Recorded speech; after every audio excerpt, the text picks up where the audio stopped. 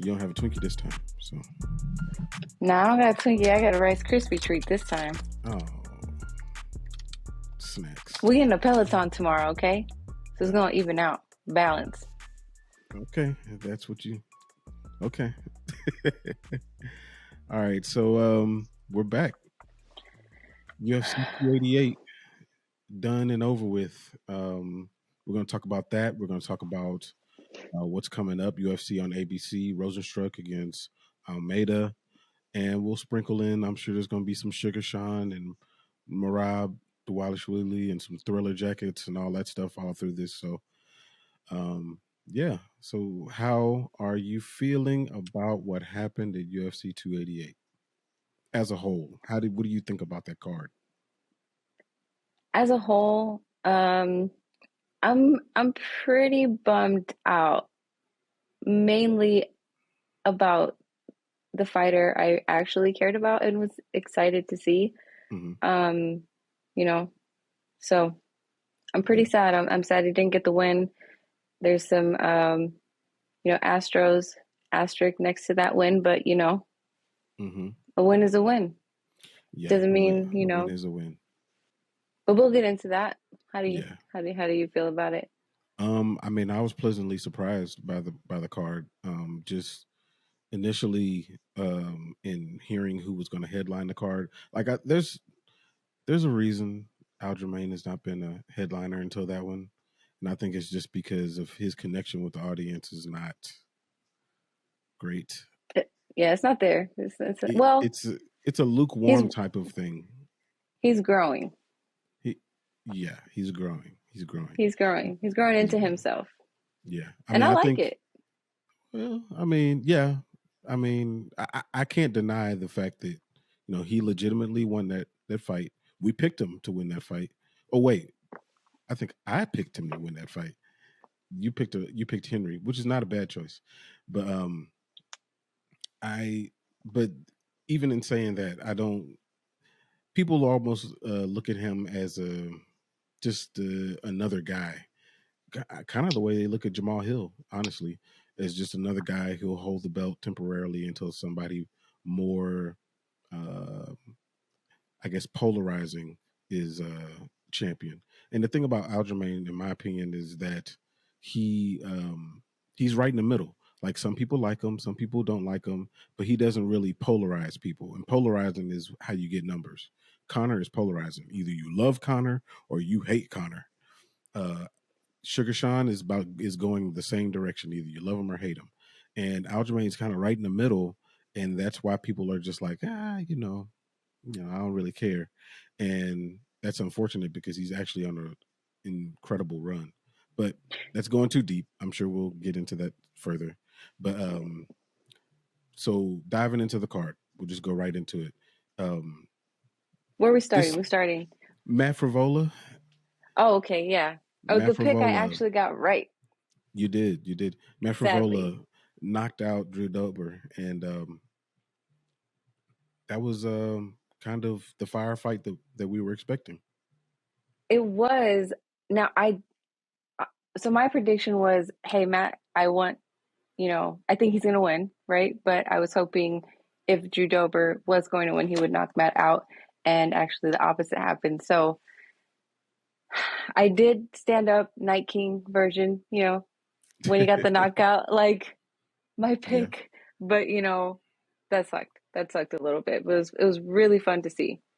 Yeah, it was one of those fights. It was almost like a Justin Gaethje versus Dustin Poirier, where you don't want anybody to lose. And unfortunately, Drew got the short end of the stick.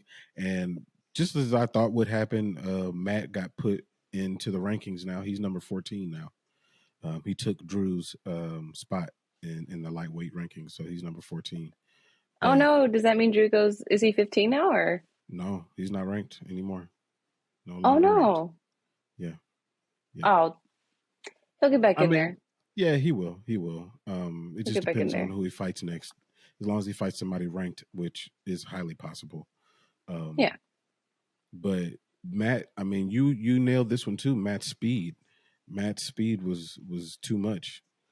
It was way too much. He was able to counter Drew pretty easily as Drew kind of moved forward, pushed him up against the cage, and Matt was just able to counter and catch him. So That's what it is. yeah, you're He got spot the on. job done. Yeah. He did. So I'm super Did excited for Matt. he got performance of the night or He fight of the did. night? I think he did. He got a performance of the night. He got an extra 50 G's. Mm-hmm. He got Called out an egg called out sandwich an too. inactive fighter. Yeah, I wasn't in love with the call out. Called out Patty Pimblett, Yeah. and Patty's got that ankle situation. I think he had surgery on it. He's not fighting for a while. And honestly, if I'm Matt, like I understand, the money part of it, wanting to get eyeballs on you, but Right. Patty's not going to move you up in the rankings, to be honest. If anything, you fight him, you beat him, they expect you to beat him. So it's not really going to help you if your goal is to move up in the rankings. But Yeah.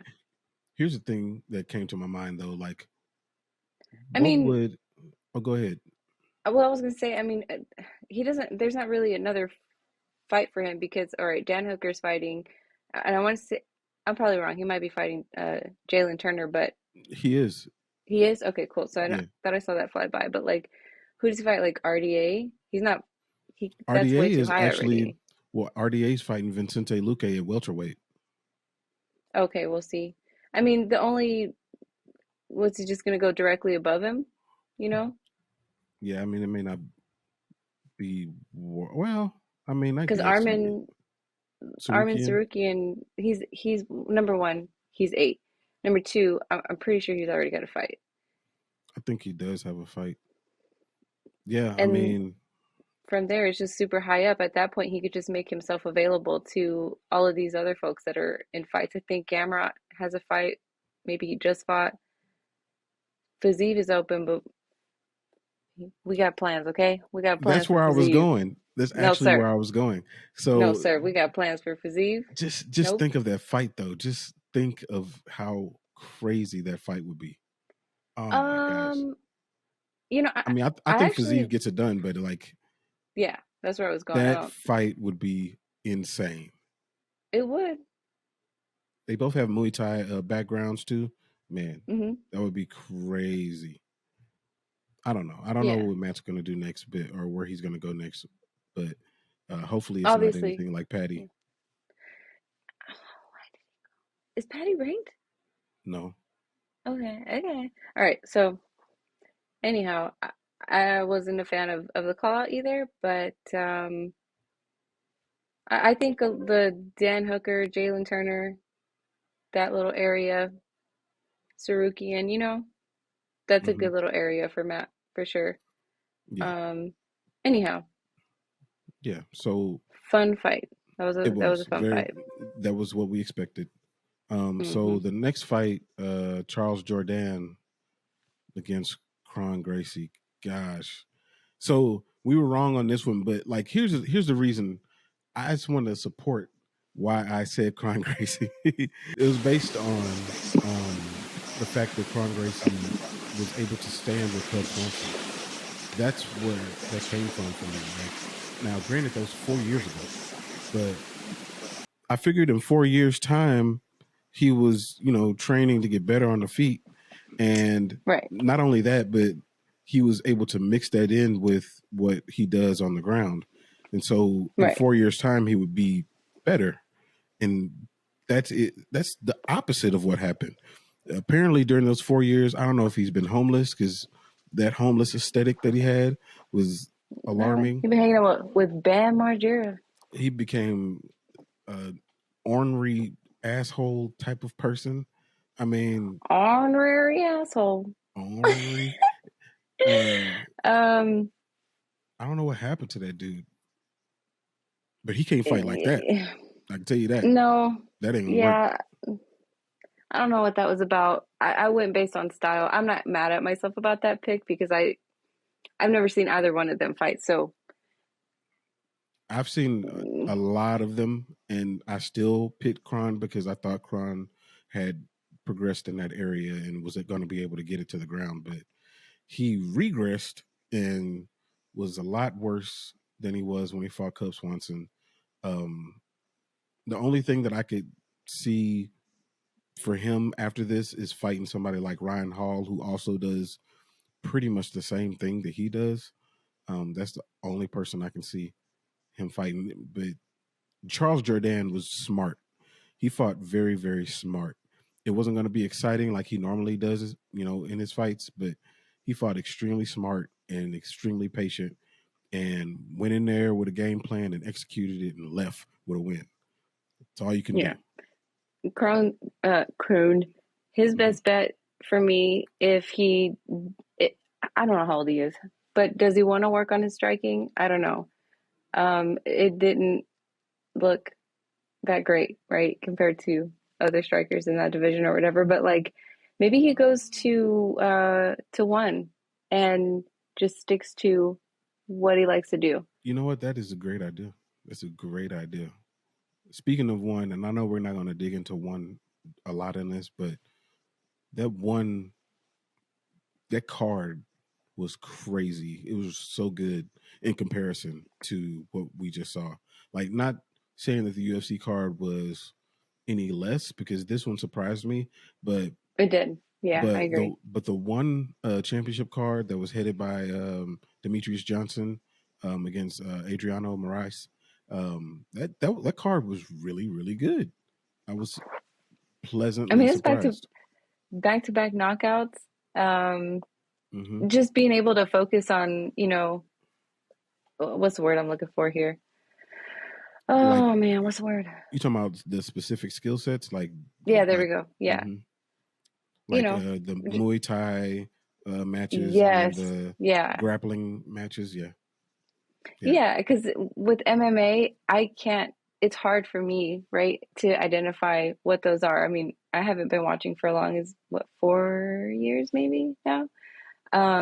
So I can't focus in on that. And I think it was the, what was it? The one that the CEO kept calling a dork.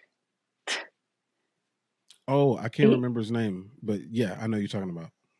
What was the skill set there? Was that just that was BJJ? Yeah, he was the champ. Okay, too. Cool. Yeah. Right. So I was able to really identify what exactly is, Brazilian Jiu-Jitsu, because it gets so, I think this MMA, like UFC, has evolved so much that once the fighters start to mix the, I lost the word that fast. Oh, the different skill sets or disciplines. Yeah. There you go. Disciplines is the word. So once they start to mix in the disciplines, they kind of, they make it their own. I want to say someone like John Jones or whatever, right? They just start to blend together, and you can't really identify it as a person that's more, casually watching versus someone that is like really for the sport. It's been watching for years and years, right? Yeah. Stamp too, when she did the kick and she straight up was like, I use Muay Thai. I was like, oh, okay, that makes sense. And then we saw the fight, I want to say either immediately after or before, which was strictly Muay Thai, and I fell in love. They're straight in the pocket. They don't prance around anywhere. Oh, you talking about Rod Tang? Yeah, that was Rod Tang. Yeah. Oh, the guy with the widow's peak that you said. That's the dude that lost. But yeah, the one that, right. I mean, that dude had a widow's peak. You said when the ref was giving the instructions, don't, what'd you say? Don't kill anybody with that thing. Yeah, the thing is sharp, man. You know how the village people, they do the YMCA? He is the M every time. Every time, he's the M. You get in the middle, you're M. No, you're not doing anything else, goodness. Bro. That's good. That's hilarious. But I immediately fell in love. I'm like, sold. Muay Thai. I love it. And now I'm going to be looking out for that, when I watch UFC. But when you compare the cards, it's hard. It's hard to say like which one was better. But this particular promotion for one was better than the past two UFC promotions I've seen. For me. Yeah. No, I can't argue that. Can't argue that. For that announcer, he's weird, man. He's got those weird pauses in between shit. I think there was one that like cracked while he was screaming, and I was like, yeah, that one was odd. But their promotions are super engaging, but they also kind of leave you feeling like a little bit anxious. Once the Mm-hmm. promotion's done, you're like, oh shit, Oh what did I yeah, just go yeah, through? yeah. They take you You all the know? way up and then just drop you off a hill, and you're like, Mm-mm. "Well, what's happening next?" So yeah, Yeah, but they're like, okay, bye.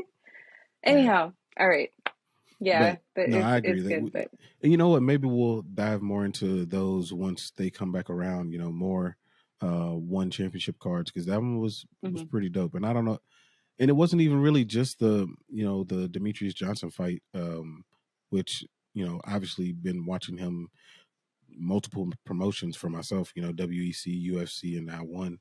So, but it was everybody else that made it, super Mhm. engaging. So It's we'll funny, I dive actually fell asleep we'll dive into on Dimitri. Yeah, DJ. I you fell did, asleep. you did. I was tired. Yeah. That's what it did to me, man. Those promotions. I was just like eyes peeled, and by the time I got, I was like, I felt wasted. I was like, oh my god. All right, Okay, so back to UFC. Diego Lopez, Diego Lopez. Big Bieber against Mavzar Evloev. So Diego Lopez, for those who didn't recognize him from previously showing up, he was in the corner of who am I thinking of? The lady that beat Shevchenko. Um, you know what I'm talking about? The one who I know just who you're won the talking belt? about. I got a face in my mind. I Alexa can't think of Grasso. her name right Alexa now. Grasso. There you go.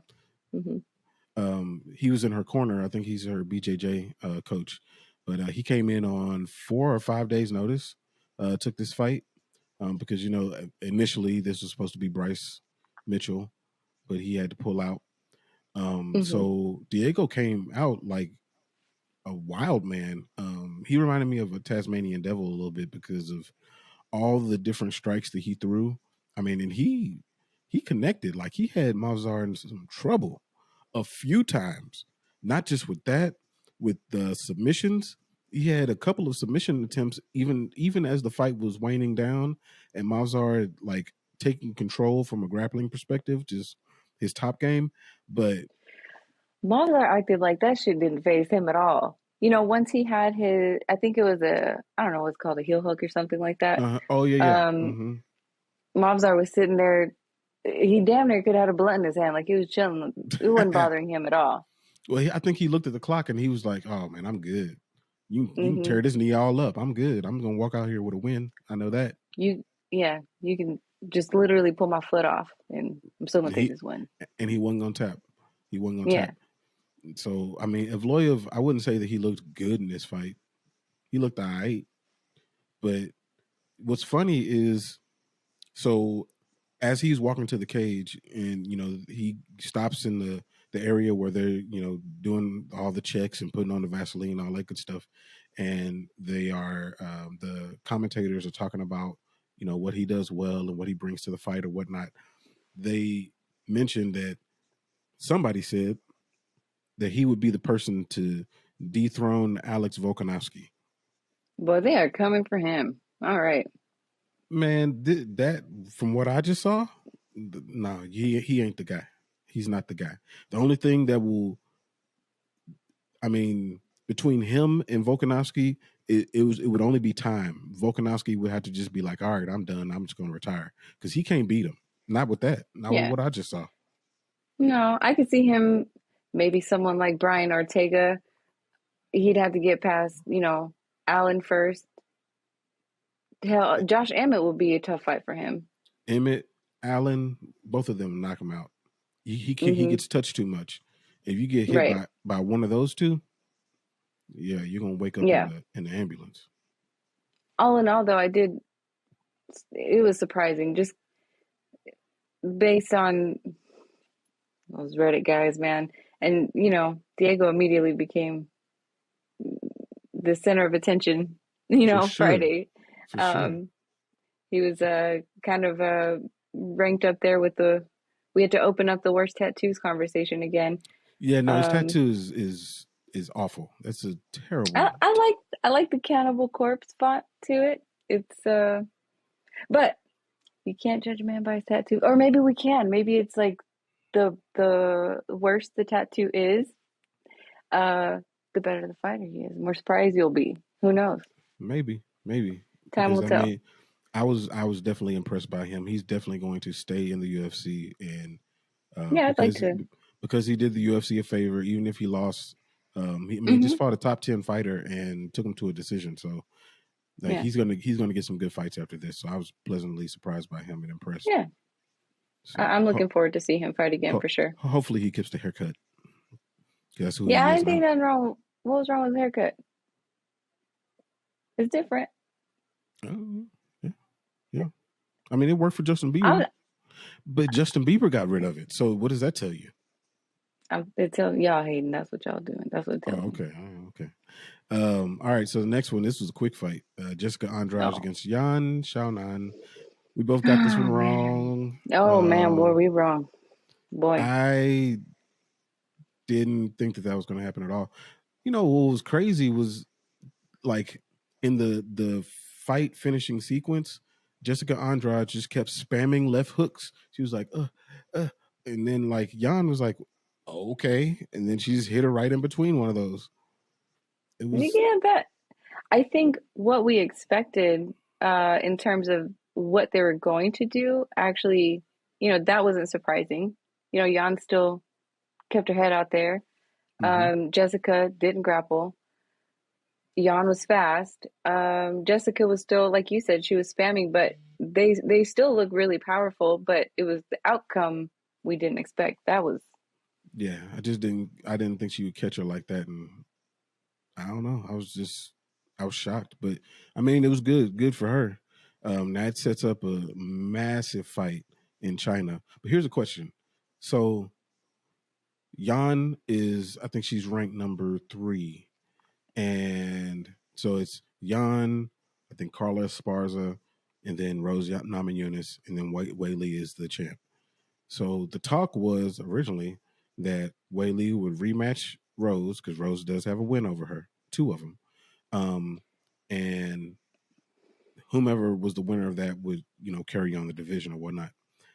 But after what you just saw, I don't want to what do watch you? Rose fight again. Not So you yet.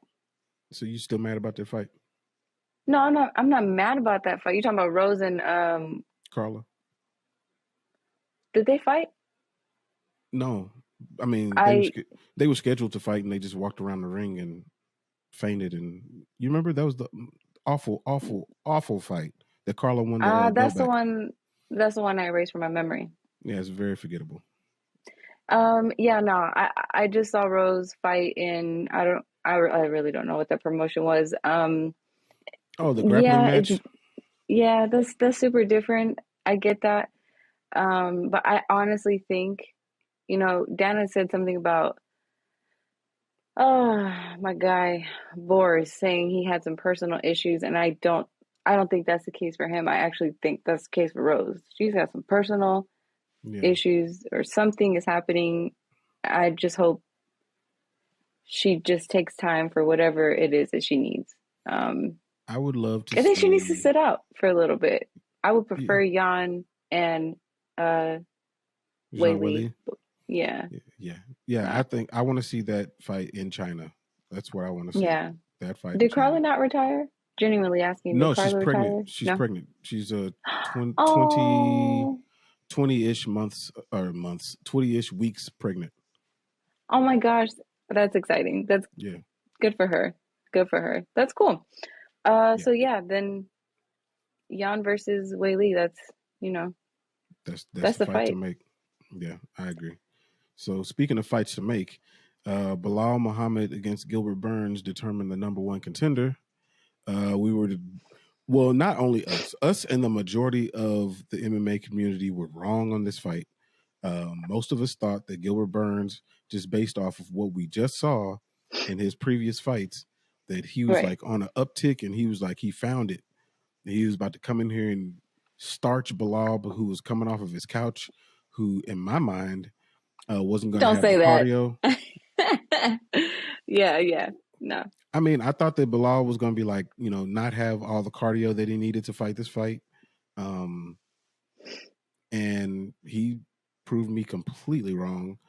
I don't know how much I'll be doubting this dude going further. He he went in and did what he was supposed to do on a bum ankle. By the way, his ankle was messed up.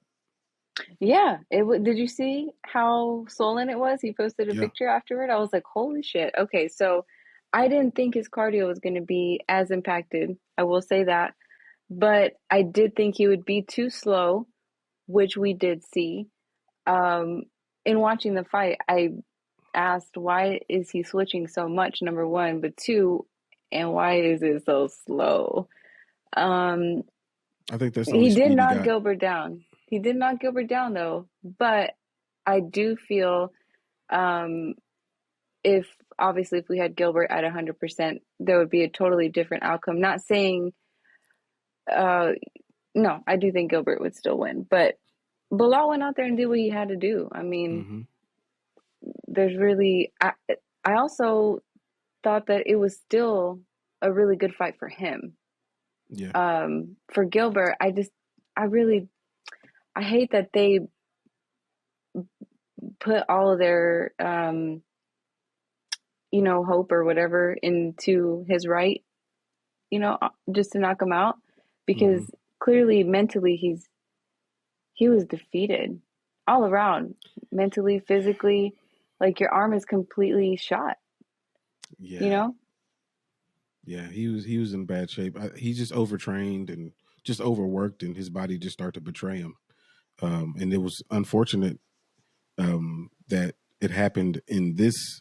Just like right now, we're in a fight that he was like, okay, this is going to get me over the hump, Yeah, and then his body was like, it just turned its not back on today. him. Yeah, yeah, and it sucked to see. It was super Yeah, sad, yeah, but I mean, you could tell that he started to, feel bad for himself, and that's what he does.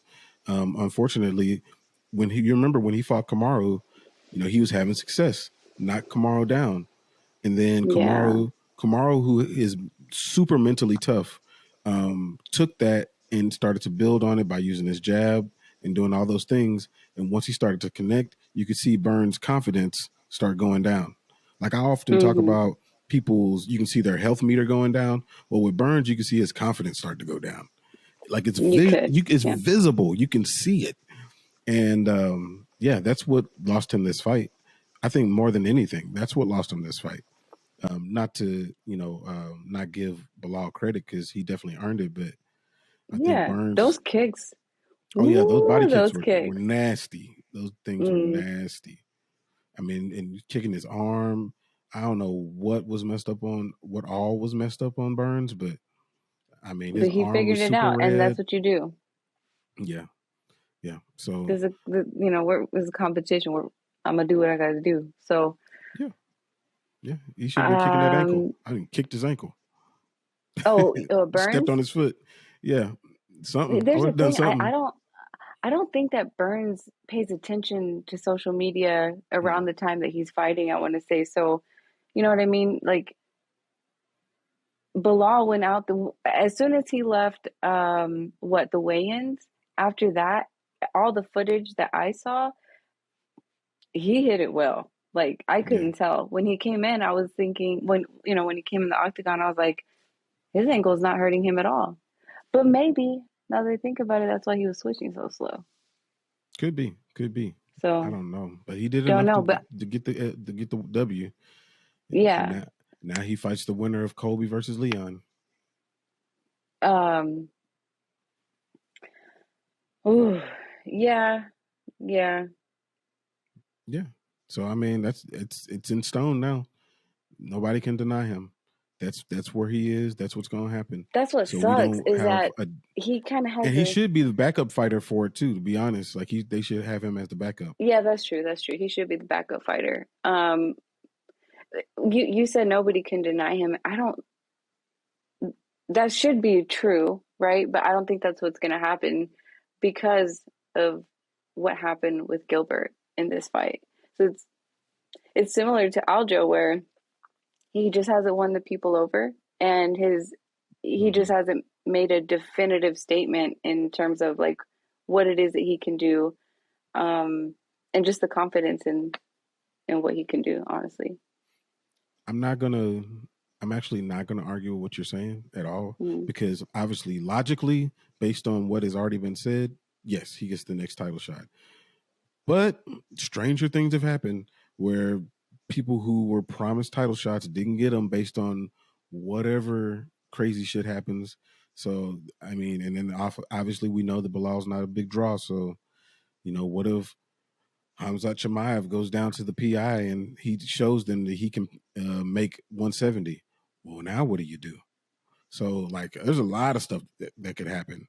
But according to what Dana said, he gets the next shot. We'll see what happens because the Leon against Kobe fight, it ain't even scheduled. So we'll see. Um. Okay. No, you're right. It's not scheduled. I think they were supposed to do it in London, and I think the date was something like July or August, right? But Yeah, Leon they turned that couldn't down, July. and then Yeah, it's too soon for him. okay, and so now what they're aiming for is Boston, like September, October. And the Boston card, they're trying to do the thing that we're going to talk about in a bit. The Aljamain Sterling versus Sugar Sean O'Malley fight. That's what they're talking about. It's not a So good place for it's Aljo. still in the He's gonna works. get It sure is. booed to hell in Boston. Yeah, he gets booed everywhere. The the man. We'll talk. Okay, the man was getting booed in the octagon after winning. This man got booed, like as he's winning in his hometown. That's disrespectful. Well, hometown is loose because I mean he's really from Long Island. They were in New Oh, Jersey. is he? Okay. Yeah, but I mean it's still right across the bridge, so it's not really. I mean But that it's makes his a difference, though. it's his hometown as it's going to get for him at least right now because he can't fight. He Mm, can't fight in New York because of a pre-existing injury that happened many years ago that he hasn't gotten cleared by the New York commission? Athletic Commission. Yeah, with his neck. Oh. So Oh my God.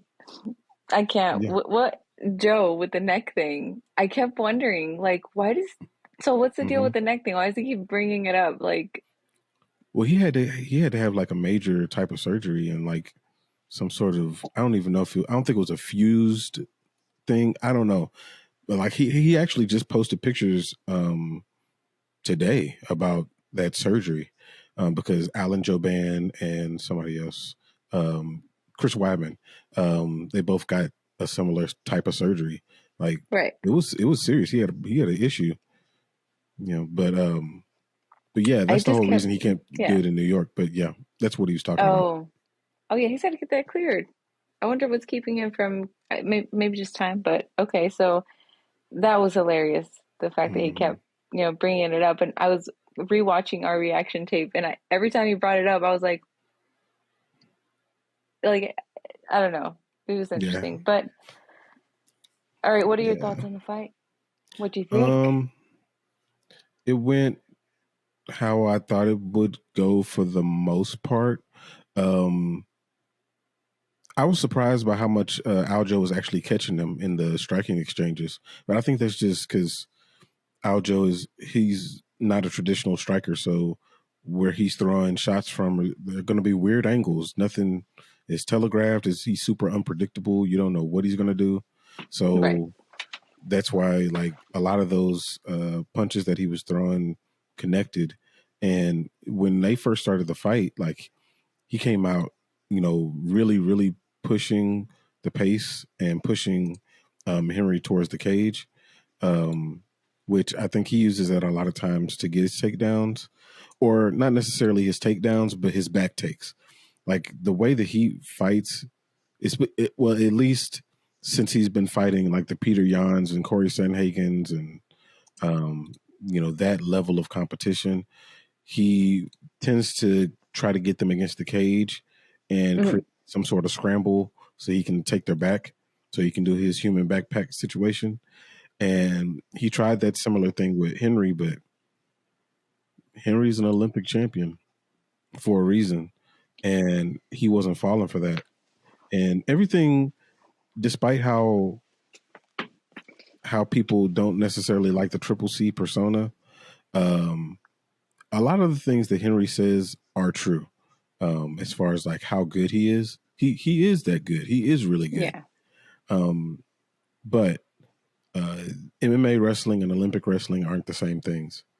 And Aljamain was able to show that his MMA wrestling was just a little bit better than what Henry had. Not to say that Henry was trash, because he definitely wasn't, but Aljamain was just better. Yeah. And I also thought this was an exciting fight. I didn't think it was boring at all. But I was wrong. I did pick Henry, and I think you were, I don't know about, maybe I just didn't pick it up, but you mentioned you thought that Aljo had, he was just faster, like his footwork was faster. I do remember thinking, okay, as far as the rounds go, there was a round, I don't know if it was three or four, where Henry asked his corner, is it was round four. He's like, is it, or round five? He said, is it two? What did he say? Do you remember? It looks like you remember. Well, I remember him saying it was the fourth round, and he asked if it was the second round. And I think the commentary team picked up on that, and they were like, what's going on here? But No. That was the are you talking Gilbert about? and Belal thing, where Gilbert didn't know what Oh the yeah, hell no, round you're he was right. You're in. right. Yeah, you're right. No, Henry asked his are you talking about corner, the score? The yes, score. If it was yeah, 2-2. right. Okay. He's like, is it 2-2 or 3-1? I'm Yeah. I think that's what Yeah. he said, No, you're right. and I was like, actually, sir, I think, because as the rounds went, I know for sure, okay, we gave Aljo one, and I was like, two could have gone Henry, right? But I gave it to Aljo. I don't remember why. Three I gave to Henry, for sure. Mm-hmm. Four was Aljo. Five I gave to Henry. I think five, probably 5 and 1 were the most definitive rounds to me. Five, Wait, clear as day. Clear as day, Henry won that round, won okay, five. but not Like, I think one. one, to me, Oh, you're Aljo, saying clear as day. Yeah, like they were definitive. Like I know who won those Aljo had rounds. one, Henry had five. And Two is two, debatable. two's debatable only because Henry ended that round with a takedown, I think. That's why And I was so really hesitant about that. And that was it. Was that the round where the takedown happened in the middle of the octagon? Just I can't remember where the placement was, but I know it was towards the end of the round because it was an inside trip that he did. He's really good at those. But for the majority of the round, I thought Aljo was winning that round. So in my mind, I didn't give it to Henry. I can understand like why the judging would go that direction, but I didn't give him round two. So in my mind, I gave Aljamain 1, 2, and 4. Those are the rounds that I gave him. He definitely didn't win round 3 in my mind. And then round 5, he just took it off. He just started celebrating early, which could have been a major mistake because if you look at the scorecards, very clearly, the judge in question, he gave Aljamain round 5. If he would have gave that to Henry, Henry would be champ. okay, so yeah, post interview, I think they talked about that, which I thought was funny. Henry's like, I don't know if I owe that guy money. I thought that, I think he handled that really well, to be honest. You know, you can't be mad about things like that, but No, because you can't do anything about him. yeah, that's Can't do nothing about it. yeah. Um, I don't know what else is there to really to say about the fight. I mean, it kind of lived up to expectation. Well, it kind of exceeded expectation, to be honest. Um, Henry showed me that he can still fight at this level, hmm even though he lost this fight. There's still a path for him to get what he wants, and I'll go into that in just a second. But Henry showed me that he is still at this level despite the time off. He can beat anybody in the division.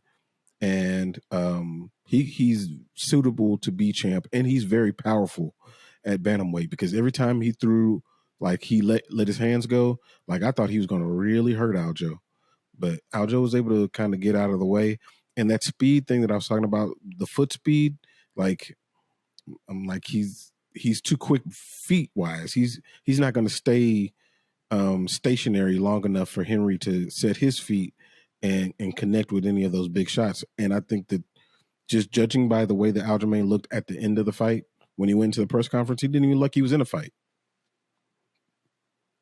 That's what he did at the end of the fight. Look at my face. Look at my face. That's what he did. Yeah, I agree with that. Mm-hmm. And he was, Yeah. when you said the footwork thing, I started to think about the fact that, yeah, he was kind of trotting along, the octagon, just getting away, getting out of the way.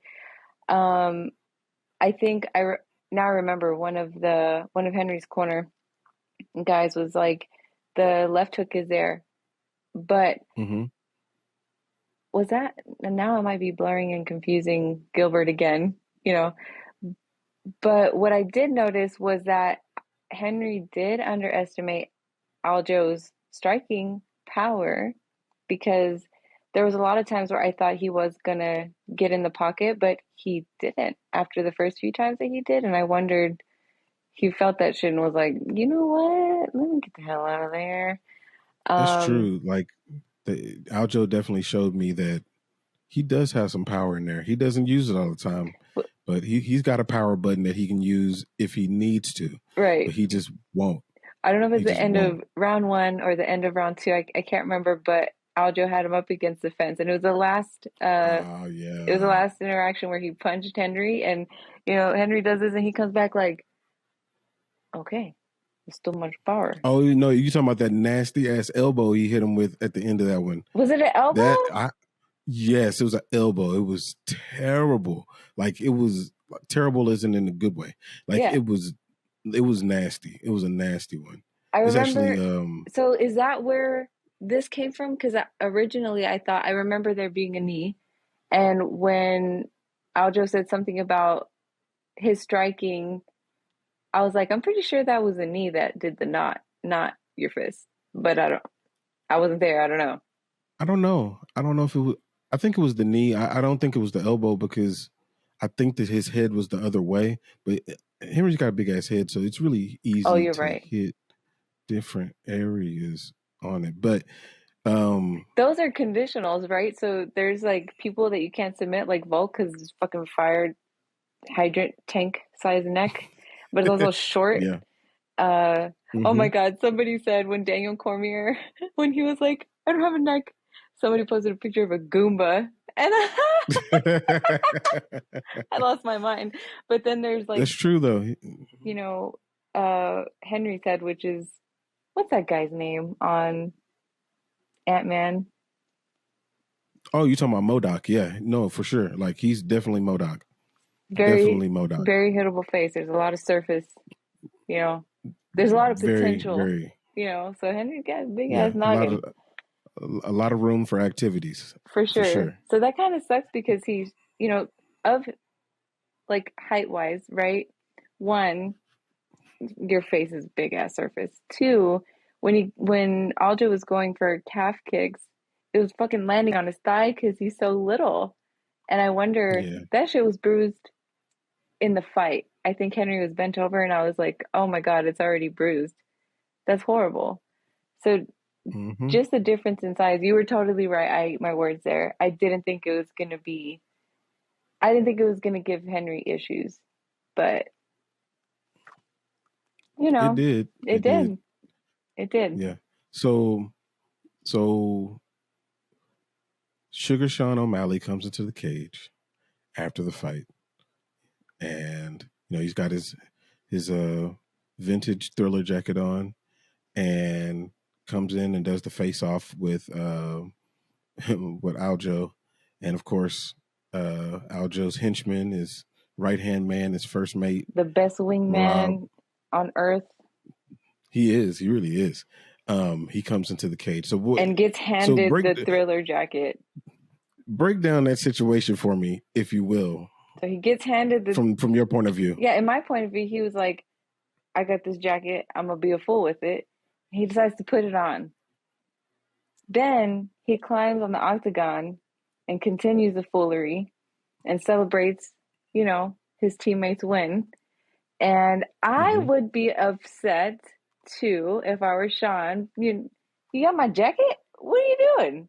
But now, as far as, how did I feel about it as a fan? I thought it was funny, that shit was funny.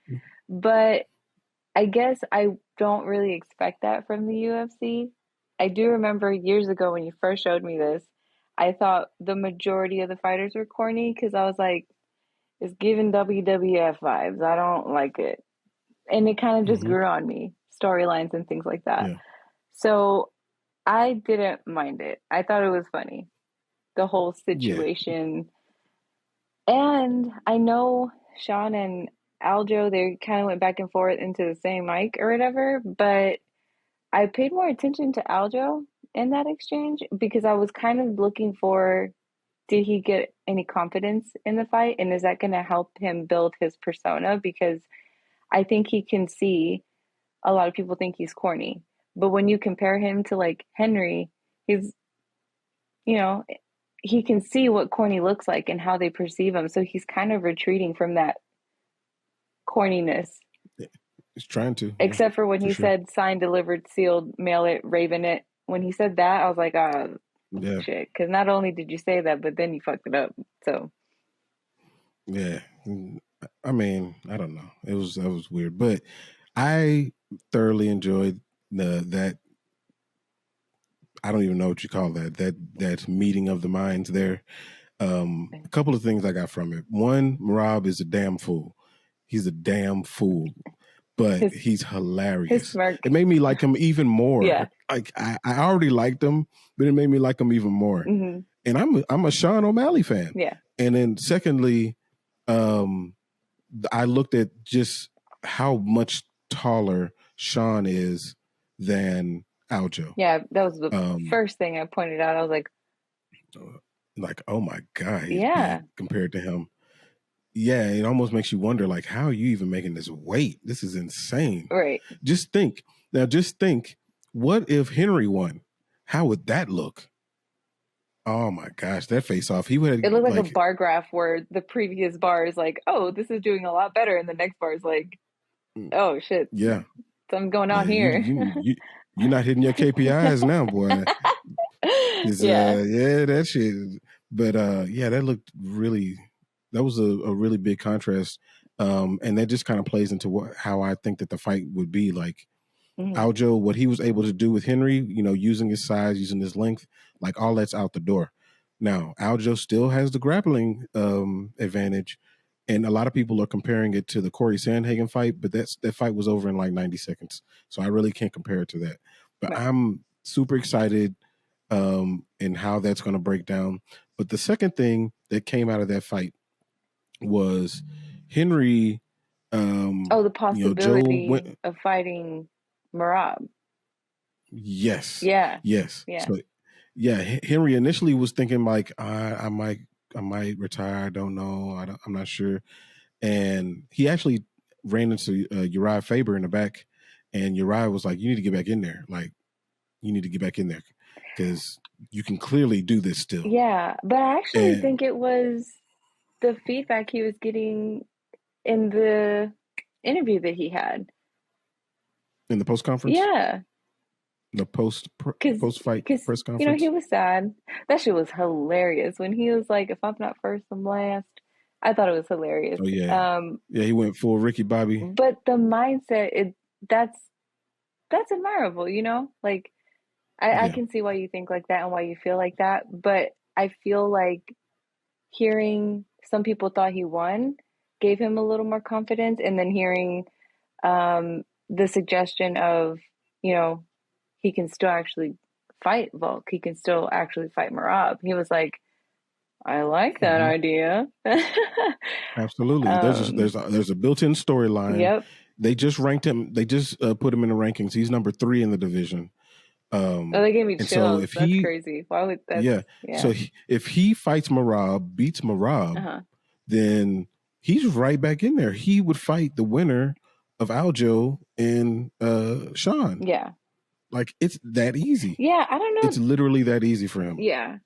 Did rematch with Aljo? No. Yeah, I can see it. I can see it just from a storyline. But does he want? Because of how close it was, Well, but he would have to have a Aljo's, win. like, if Aljo decides to move up, right? Neither Aljo or Henry, I have no confidence in that in terms of them beating Volk. No, absolutely not. Nothing from this showed me.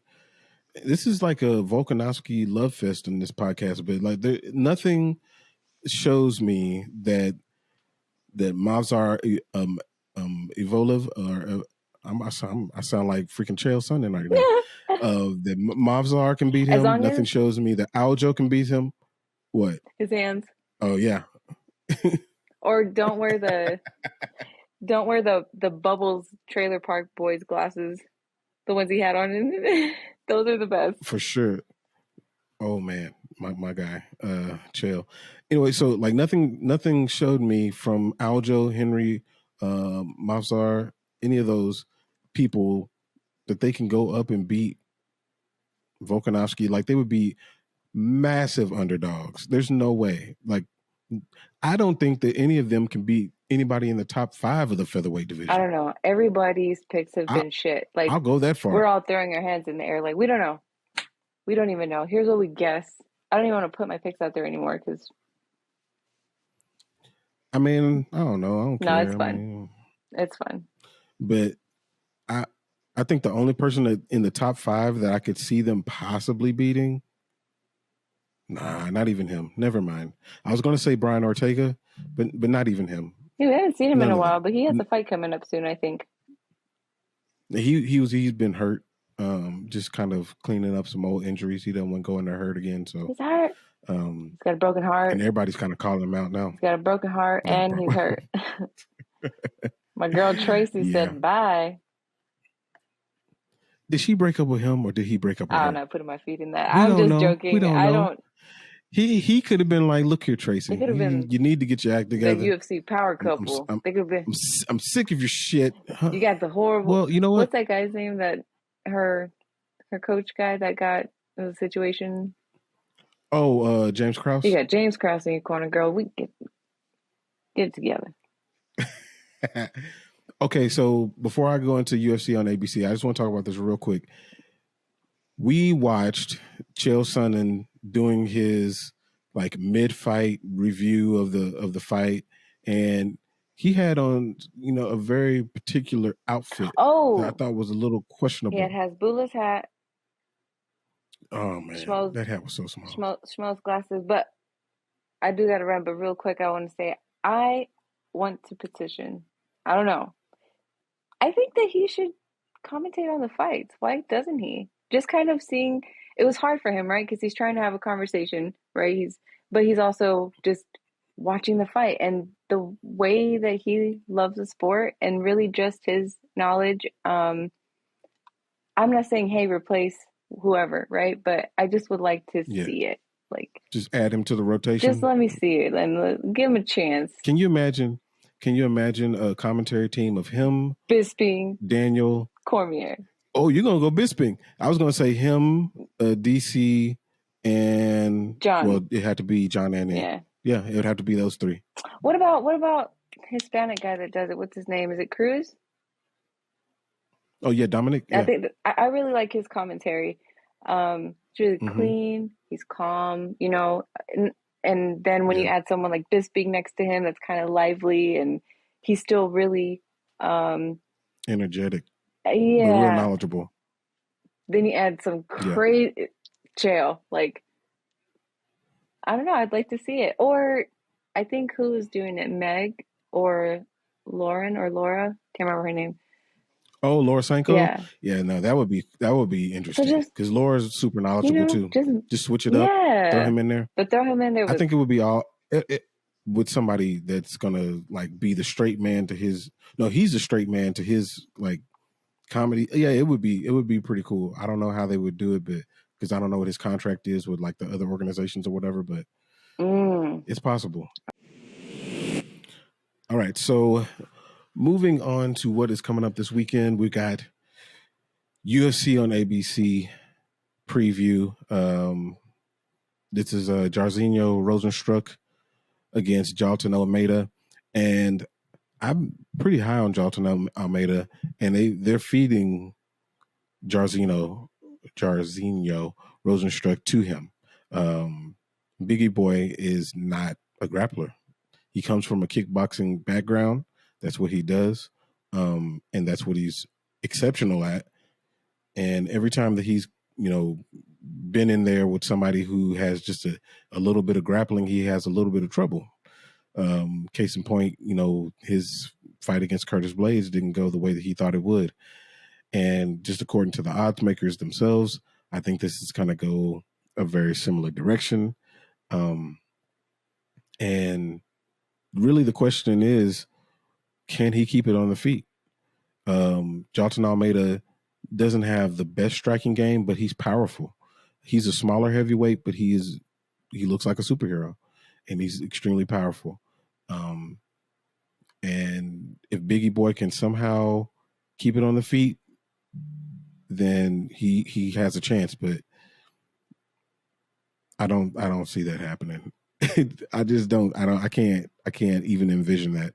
I think that Jalton Almeida gets it done and really starts to move into that that middle part of the heavyweight ranks, to where he's going to really start to get tested with people who have really good takedown defense, one punch knockout power, those types of things, and that's what I'm looking forward to. And unfortunate for Rozenstruik, I mean, he got gifted something, fighting Dawkins in the last fight, and I don't know. It's like the matchmakers hate him. I don't know what's going on, but the other fight, or another fight on the card that interests me is, of course, Anthony Smith Lionheart against Johnny Walker. This has a lot of or big implications in the light heavyweight division. Let's see. It looks like Anthony Smith is number 5 and Johnny Walker's number 7. So Johnny's trying to take that number away from him. This fight's going to be interesting because a lot of it is going to be dictated by the streams of thought of each one of the fighters in it. So on Johnny Walker's side, is he going to be patient? Is he going to pace himself during the fight and choose his spots on when he can be explosive? He's obviously one of the most explosive athletes in the light heavyweight division, but he's been subject to his gas tank running out or putting himself in bad positions. He has the physical tools to be champ, but it's his mental game that he has to master. On the other side, Anthony Smith is obviously a veteran, fought for the title before. He's been there and done that, and he's got all the physical tools to win this matchup, the mental tools to win this matchup, but is his body going to hold up? He's had a few injuries that hopefully aren't plaguing him. Hopefully the time away has given him time to heal, master his game plan.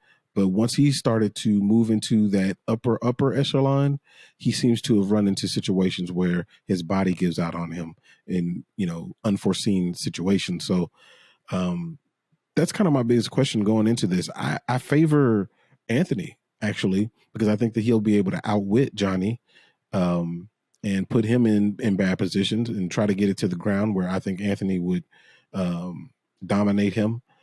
But there's still the slight chance that Anthony gets injured, and that's unfortunate, but it's possible. Hopefully that doesn't happen and Anthony comes out with a win, and then we'll run into the situation where, is Jamal going to fight his friend? And I think that they will. They're friends, but they understand the situation and they'll fight. But that'll be a storyline if Anthony does win. We shall see.